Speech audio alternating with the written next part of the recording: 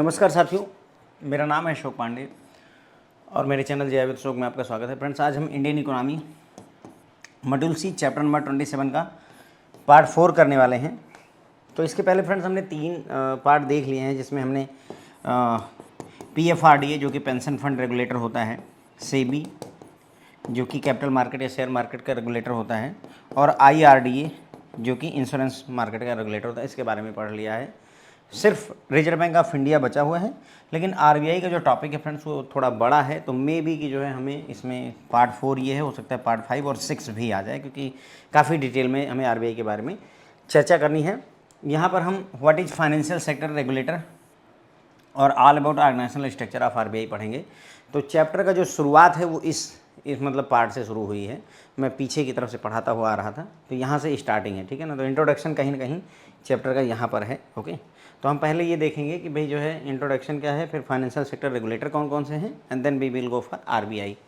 तो इंट्रोडक्शन अगर हम देखें, regulators in the Indian financial system consist of, Indian financial system में जो रेगुलेटर्स हैं उसमें रिजर्व बैंक ऑफ इंडिया है, बैंक का देखता है पूरा काम। Securities and exchange board of India SEBI जो कि पूरा का पूरा काम देखता है किसका, कैपिटल मार्केट या शेयर मार्केट का।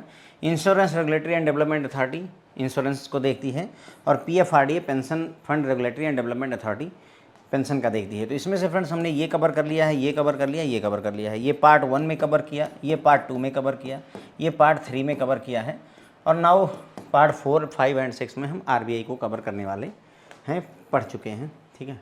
तो role of financial regulator in an economy, financial sector के जो रेगुलेटर होते हैं उनका रोल क्या होता है। The financial system deals with the people's money and it is necessary to generate, maintain and promote the confidence and trust of people in the financial system at all times and with great care by preventing any misuse and even imprudence by any of the player of the ecosystem। तो financial system जो होता है friends वो deal करता है किसके साथ, लोगों के पैसे के साथ में। इसलिए ये ज़रूरी हो जाता है कि लोगों का भरोसा, कॉन्फिडेंस और ट्रस्ट बना रहना चाहिए सिस्टम के ऊपर। अगर हमें भरोसा ना हो कि बैंक में मेरा पैसा सुरक्षित है, तो मैं बैंक में जमा करने नहीं जाऊंगा, ठीक है। और वहाँ पर केयर भी करनी होती है, लोगों के पैसे की केयर करनी होती है, किसी भी तरीके का कोई मिसयूज, फ्रॉड ना होने पाए उनके साथ में, और किसी तरीके की कोई लापरवाही नहीं होनी चाहिए लोगों के पैसे के साथ में। The rational behind prudent regulation of the financial system is, तो क्या वजह है कि हमें प्रूडेंट रेगुलेशन, प्रूडेंट मतलब होता है विवेकपूर्ण, विवेकपूर्ण जो है रेगुलेशन की क्या ज़रूरत है फाइनेंशियल सिस्टम की। तो पहला, generate, maintain and promote confidence and trust of the public in the financial system. पहला तो है कि जनरेट करना है, मेंटेन करना और प्रमोट करना है लोगों का कॉन्फिडेंस और भरोसा फाइनेंशियल सिस्टम पर। दूसरा, protect investors interest by adequate timely disclosure by institutions and access of information by investors. जो इन्वेस्टर हैं जिन्होंने पैसे लगा रखे हैं उनके हितों की रक्षा की जानी चाहिए। कैसे, समय पर और पर्याप्त मात्रा में उनको जानकारी शेयर करके कि भाई हमारी कंपनी में क्या चल रहा है, ताकि इन्फॉर्मेशन अगर उनके पास रहेगी तो उनको ये पता चल जाएगा कि हाँ उनके पैसे के साथ गलती नहीं हो रही है या गड़बड़ नहीं की जा रही। Ensure that financial market are both fair and efficient, जो फाइनेंशियल मार्केट है वो फेयर है और इफिशियंट है, लोगों के साथ दुर्व्यवहार नहीं किया जा रहा वहाँ। Ensure that the market participant measure up to the rules of the market place, और इंश्योर करना है कि जो मार्केट पार्टिसिपेंट्स हैं वो जो भी मार्केट प्लेस के रूल्स हैं उनको प्रॉपर तरीके से फॉलो कर रहे हैं। Ensure that the financial instrument that are available in the market are fair to the interest of market participant and do not give any particular segment unfair advantage. जो भी financial instrument market में है, commercial paper हो गया, certificate of deposit हो गया, ये सारे जितने भी इंस्ट्रूमेंट हैं मार्केट में वो फेयर हैं, लोगों के साथ में भेदभाव जैसी कोई स्थिति नहीं है, और लोगों के हितों की रक्षा हो रही जो भी उसमें इन्वेस्ट करना चाहते हैं, ठीक है। तो यहाँ पर इंट्रोडक्शन में हमने देखा भाई कि फाइनेंशियल सिस्टम के रेगुलेटर में 4 रेगुलेटर की बात की गई। रिजर्व बैंक ऑफ इंडिया जो कि बैंकिंग सेक्टर देखता है, सेबी जो कि आपका कैपिटल मार्केट बोलते हैं या शेयर मार्केट बोलते हैं, IRDA जो कि इंश्योरेंस को देखता है, PFRDA जो कि पेंशन के काम को देखता है। फिर अगर फाइनेंशियल सेक्टर रेगुलेटर्स की हम रोल वगैरह की बात करें तो क्या स्थिति है क्योंकि फाइनेंशियल सिस्टम जो है, फाइनेंशियल सेक्टर जो है डील करता है लोगों के पैसे के साथ में, तो ऐसे में सबसे ज़्यादा ज़रूरी चीज़ भरोसा है, सबसे ज़्यादा ज़रूरी चीज़ भरोसा है। जिसने भी भरोसा गेन कर लिया लोगों का, विश्वास एक बार आप जीत लिए तो आप दुनिया जीत लिए, यही समझ लीजिए, ठीक है। तो भरोसा अगर फाइनेंशियल सिस्टम पर नहीं रहेगा, केवल एक अफवाह उड़ जाती है कि अब जो है इस बैंक से पैसे नहीं निकाले जा सकते, उसके बाद आप देखिए कि वहाँ पर भीड़ कितनी इकट्ठा हो जाती है, क्योंकि लोगों को लगता है कि गड़बड़ हो गई है, मुझे मेरे पैसे जल्दी से जल्दी निकालने चाहिए। क्यों? क्योंकि जो है ट्रस्ट और कॉन्फिडेंस गायब हो चुका है, ठीक है। किसी भी तरीके का फाइनेंशियल पैसों का मिसयूज नहीं होना चाहिए, किसी भी तरीके की लापरवाही नहीं होनी चाहिए। फिर क्या मतलब क्यों जो है एक विवेकपूर्ण रेगुलेशन होना चाहिए फाइनेंशियल सिस्टम में? तो उसकी वजह है, पहला तो लोगों का कॉन्फिडेंस और ट्रस्ट फाइनेंशियल सिस्टम के ऊपर बढ़ना चाहिए। दूसरा, जो भी इन्वेस्टर पैसा इन्वेस्ट कर रहा है उसका पैसा सुरक्षित रहना चाहिए, उसके लिए पर्याप्त जानकारी समय पर डिस्क्लोज की जानी चाहिए, बताई जानी चाहिए। उसके बाद फाइनेंशियल मार्केट फेयर और इफ़िशिएंट होनी चाहिए। उसके बाद में फाइनेंशियल इंस्ट्रूमेंट जो भी अवेलेबल हैं मार्केट में वो फेयर होने चाहिए, लोगों के हितों की रक्षा करने वाले होने चाहिए। बात करते हैं रिजर्व बैंक ऑफ इंडिया की। यहाँ से फ्रेंड्स हम आरबीआई की बात करेंगे, जो कि एक रेगुलेटर है, किसका? बैंकिंग सेक्टर का, ठीक है। Prior to the setting of RBI, the central banking function was performed by the Imperial Bank of India and Government of India. यानी जब तक 1935 में, 1 अप्रैल 1935 में जब आरबीआई बना, उसके पहले तक जो सेंट्रल बैंक का काम था वो इंपीरियल बैंक ऑफ इंडिया किया करता था, गवर्नमेंट ऑफ इंडिया करता था। इंपीरियल बैंक ऑफ इंडिया ही बाद में चल करके एसबीआई का रूप लेता है, आई थिंक, है ना, एग्जैक्ट याद नहीं, लेकिन शायद इंपीरियल बैंक ऑफ इंडिया ही बाद में चल करके, ठीक है। तो ये बाद में चल करके एसबीआई बनता है। तो तब तक ये जो है इंपीरियल बैंक ऑफ इंडिया जो है काम करता था। फिर 1 अप्रैल 1935 में आरबीआई आ जाता है और reserve Bank of India act 1934 के तहत इसका गठन किया जाता है, ठीक है। अगर हम बात करें कि भाई जो रिजर्व बैंक ऑफ इंडिया बना था वो ब्रेन चाइल्ड किसका है, तो डॉक्टर भीमराव अंबेडकर जी ने जो है एक किताब लिखी थी जिसका नाम है द प्रॉब्लम ऑफ रूपी, its origin and its solution. Doctor Bhimrao Ambedkar ने एक किताब लिखी थी, उनकी किताब का नाम है द प्रॉब्लम ऑफ रूपी, its origin and its solution. तो यहाँ से कहीं ना कहीं जो है उन्होंने इस बात को जाहिर किया कि मतलब हमारे साथ थोड़ी सी प्रॉब्लम चल रही है और उसको ठीक करने की भी ज़रूरत है। फिर 1926 में एक रॉयल कमीशन, जैसे हमारे यहाँ कमेटी बनती है वैसे रॉयल कमीशन बना, जिसको हिल्टन एंड कमीशन का नाम दिया गया, और हिल्टन एंड कमीशन की रिकमेंडेशन पर ही आरबीआई का गठन होता है। बात हो रही 1935 की, अंग्रेजों का राज चल रहा है, हम आज़ाद हो रहे हैं 1947 में, राइट। तो अंग्रेजों के समय में ही ये चीज़ हो रही है, ओके। हिल्टन एंड कमीशन, और दूसरा जो है आपका, याद रखें डॉक्टर भीमराव अंबेडकर के बुक का नाम। RBI served as the central bank both for undivided India and Burma, Myanmar. तो अंग्रेजों का समय है भाई, तो सीधी सी बात है, उस समय क्या था, अंग्रेजों का शासन चलता था कहाँ? बर्मा में भी उनका शासन था, जो कि अब म्यांमार है, वहाँ पर भी शासन चलता था। और अनडिवाइडेड इंडिया मतलब इंडिया और पाकिस्तान, बांग्लादेश सब एक ही में थे उस समय। तो इसलिए इन सब के सेंट्रल बैंक का काम करता था कौन? Reserve Bank of India. उसके बाद में it served as the central bank of Burma till April 1947, है ना। अप्रैल 1947 तक हमारा देश आज़ाद हो जाता है 1947 में। तो 1947 तक म्यांमार का सेंट्रल बैंक का काम रिजर्व बैंक ऑफ इंडिया ने किया हुआ है। उसके बाद में जब हमारा देश आज़ाद हो गया तो फिर वहाँ का काम छोड़ दिया इसने, ठीक है। Central office of Reserve Bank of India जो है शुरुआत में कहाँ था? कोलकाता में था, लेकिन बाद में इसको परमानेंटली मुंबई में मूव कर दिया गया 1937 में। कब? 1937 में जो आपका रिजर्व बैंक ऑफ इंडिया है इसका ऑफिस कहाँ चला जाता है? हेड ऑफिस बॉम्बे चला जाता है। Commencing its operation as a private statutory company, RBI was nationalised on 1 January 1949 in terms of Reserve Bank of India, transfer of public ownership act 1948। तो पहले ये एक प्राइवेट कंपनी के तौर पर रजिस्टर हुआ था, लेकिन 1 जनवरी 1949 को इसका नेशनलाइजेशन, राष्ट्रीयकरण कर दिया जाता है। किस एक्ट के तहत? Reserve Bank of India transfer of ownership act 1948 के तहत, ठीक है। इसमें कौन कौन लोग होते हैं सेंट्रल बोर्ड में? The governor and 4 deputy governor of RBI are appointed by union government.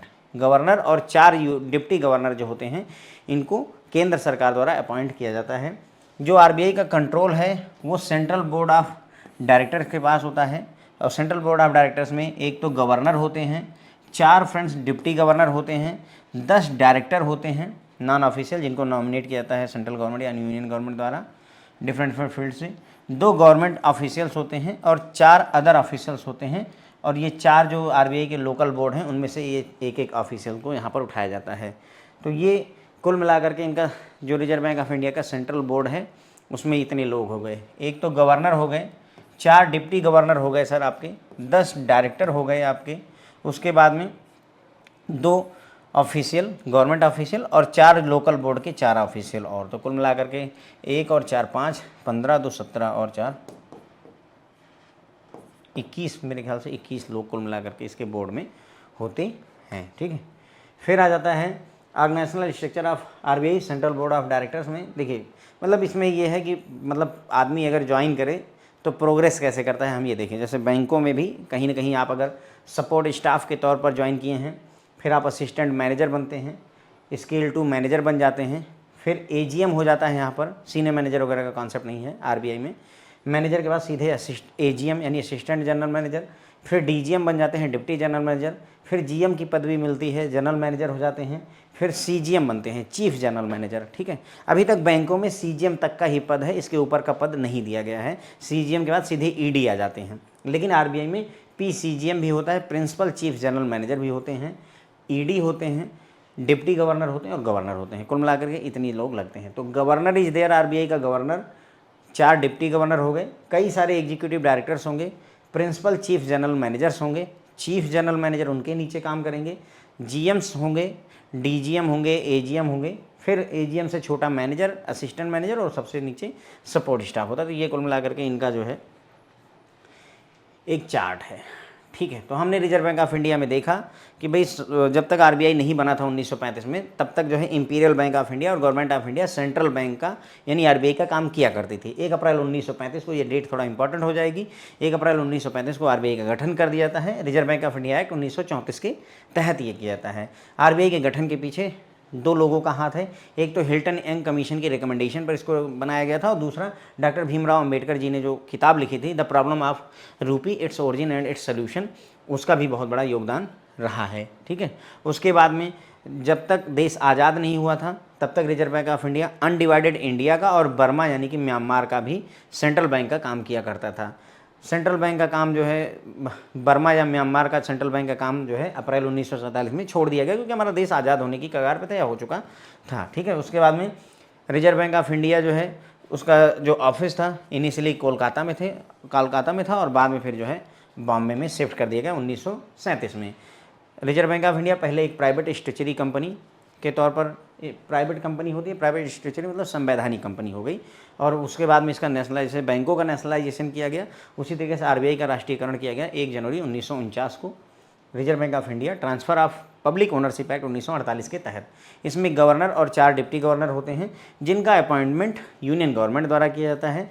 जो आरबीआई की पावर होती है वो सेंट्रल बोर्ड ऑफ डायरेक्टर्स के पास होती है। सेंट्रल बोर्ड ऑफ डायरेक्टर्स में 1 governor, 4 deputy governor, 10 director non official होते हैं जिनको गवर्नमेंट नॉमिनेट करती है डिफरेंट फील्ड से, 2 गवर्नमेंट ऑफिशियल और 4 अदर ऑफिशियल्स होते हैं, जो कि 4 लोकल बोर्ड हैं फ्रेंड्स। ओके, आरबीआई के 4 लोकल बोर्ड हैं, उनमें से एक ऑफिशियल को उठाया जाता है। फिर ऑर्गेनाइजेशनल स्ट्रक्चर में हमने देखा सबसे ऊपर गवर्नर होते हैं, उनके नीचे डिप्टी गवर्नर होते हैं, 4 एग्जीक्यूटिव डायरेक्टर्स कई सारे होंगे, फिर प्रिंसिपल जनरल सेक्रेटरीज होते हैं, chief general manager, principal general manager CGM, PCGM, principal chief general manager, फिर CGM chief general manager, GM general manager, DGM, AGM, इन सब से तो आपका पाला पड़ता ही रहता है बैंक में काम करते हुए, तो आप अच्छे से जानते होंगे। ठीक है, यहाँ manager, assistant manager, support staff, assistant manager और सीधे एजीएम का है। सीनियर मैनेजर और चीफ मैनेजर का कॉन्सेप्ट यहाँ पर नहीं है।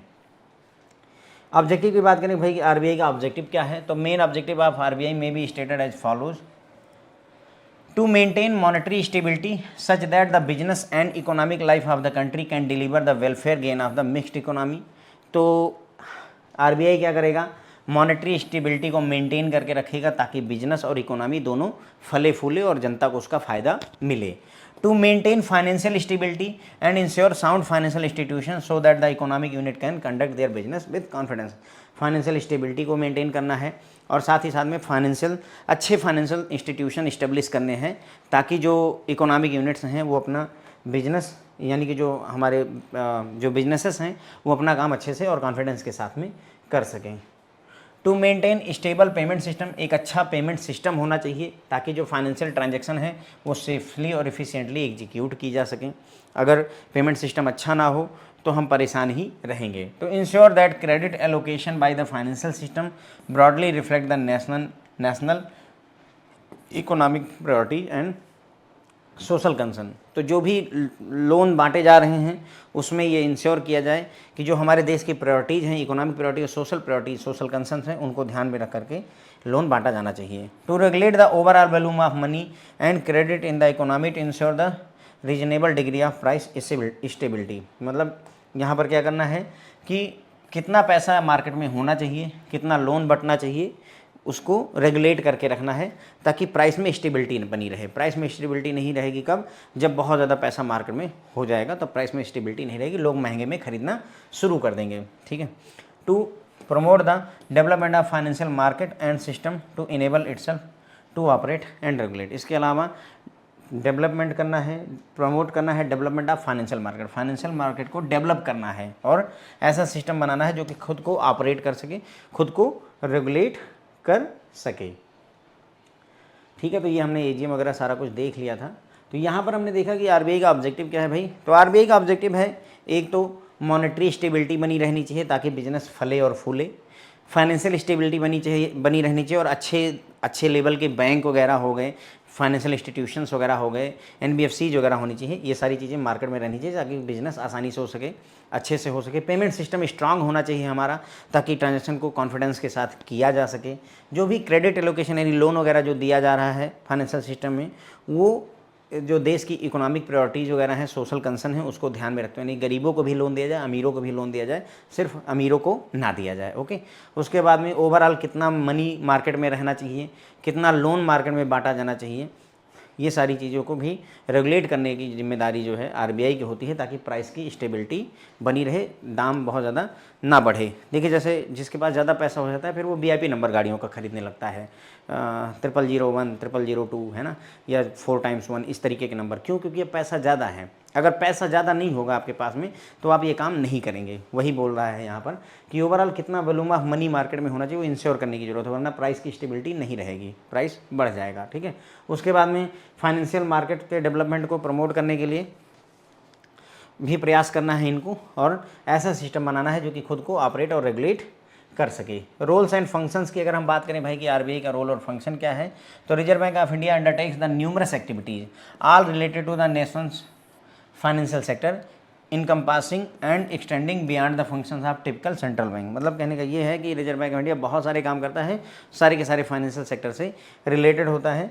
यहाँ पर अगर हम नेम अ फ्यू करना चाहें, कुछ के नाम देना चाहें सब के बारे में फ्रेंड्स, मॉनेटरी अथॉरिटी का काम करना, करेंसी इशूअर का काम करना, बैंकर और डेट मैनेजर टू गवर्नमेंट होना, बैंकर टू बैंक्स होना, रेगुलेटर ऑफ बैंकिंग सिस्टम होना चाहिए, मैनेजर ऑफ फॉरेन एक्सचेंज होना चाहिए, मेंटेनिंग फाइनेंशियल स्टेबिलिटी।